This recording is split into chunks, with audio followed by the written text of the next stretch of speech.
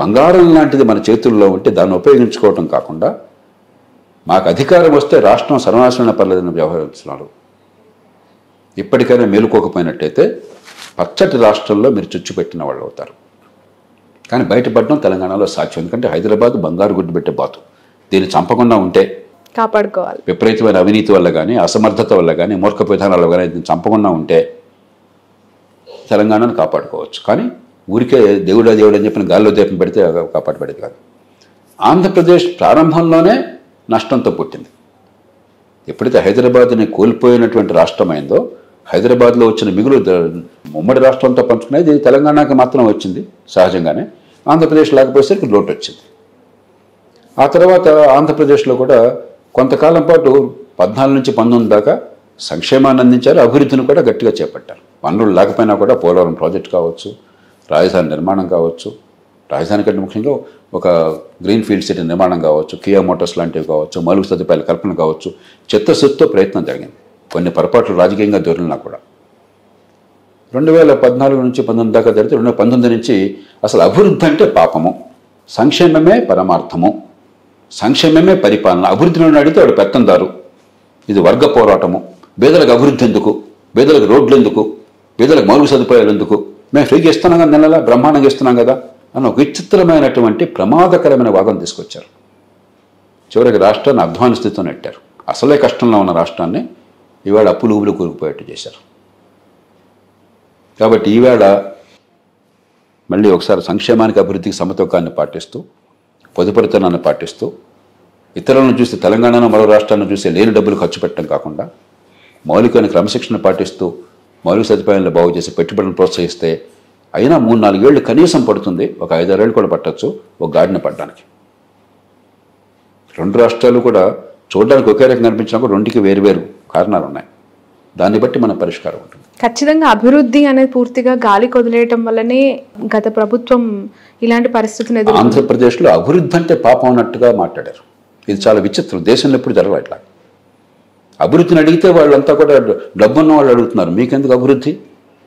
అది ధనికుల కోసం, డబ్బున్న వాళ్ళ కోసం అభివృద్ధి, పెత్తందారుల కోసం అభివృద్ధి. ఇది వర్గ పోరాటం, మేము ఈ వర్గం కోసం ఉన్నాం. చాలా విచిత్రమైన ప్రమాదకరమైన భాషను వాడారు, ప్రమాదకరమైన ఆలోచనలు పెట్టుకున్నారు, ప్రమాదకరమైన చర్యలు చేపట్టారు. పేదలకి పెత్తందారులకి పోరు అని చెప్పి ఒక స్లోగన్ కూడా. ఇంతకంటే మూర్ఖమైన వాదన, మళ్ళీ స్పష్టంగా విస్పష్టంగా చెప్తున్నాను, ఇంతకంటే మూర్ఖమైన వాదన మరొకట్లేదు. ఎందుకంటే మూర్ఖమైన వాదన మనకు ఇప్పుడు ఇతరుల పట్ల ద్వేషాన్నో లేకపోతే అసూయను పెంచడం చాలా తేలిక నిమిషంలో. కానీ ప్రపంచంలో ఎక్కడ అలా చేసినా కూడా ఆ దేశాలు సర్వనాశనం అయిపోయినాయి. ఆనాటి సోవియట్ యూనియన్ చూడండి, ఈనాటి ఉత్తర కొరియా చూడండి, క్యూబా చూడండి, వెనిజువేలా చూడండి, మరో దేశాలు చూడండి. ఇవన్నీ కొత్త విధానాలు కాదు, గతంలో చేపట్టారు.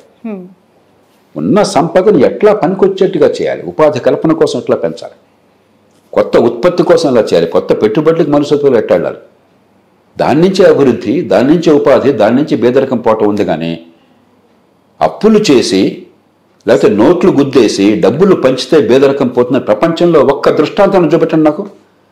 అదే నిజమైతే అప్పులు చేసి నోట్లు గుద్దేసి డబ్బులు పంచితే పేదరికం పోయితే ప్రపంచంలో పేదరికం ఎందుకు ఉంటుందండి? 5 నిమిషాలు.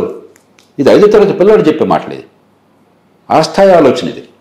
పాపం పిల్లలకు తెలియక డబ్బులు అదే పనిగా ముద్రించేసి పనిచేస్తే బెదరగా పోతుందని అనుకుంటారు. పిల్లల విషయంలో అనుకోవటం ఆశ్చర్యపడ్డాం.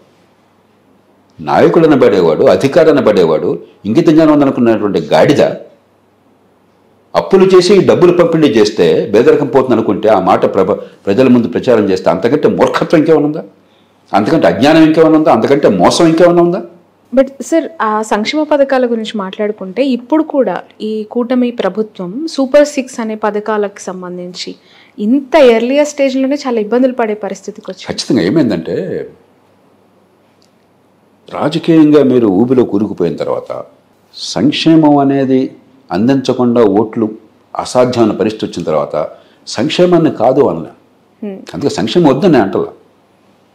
కానీ సంయమనాన్ని పాటించండి, పొదుపరితనాన్ని పాటించండి, ప్రజలకు వాస్తవాలు నచ్చ చెప్పండి.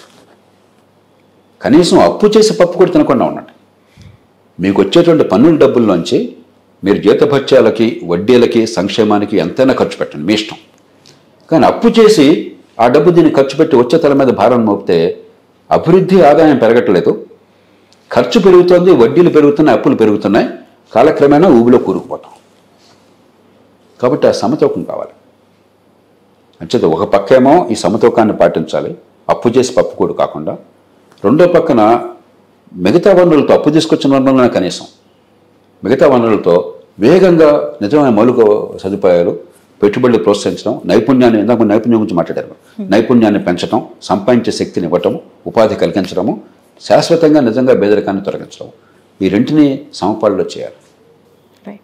Okay sir, thank you so much. చాలా సమయం తీసుకున్నాను. Thank you. చాలా చాలా అద్భుతమైన విశ్లేషణ అండ్ మీ మాటల్లో థ్యాంక్స్ అలాట్. ఇది జేపీ గారితో special interview. That's all for me.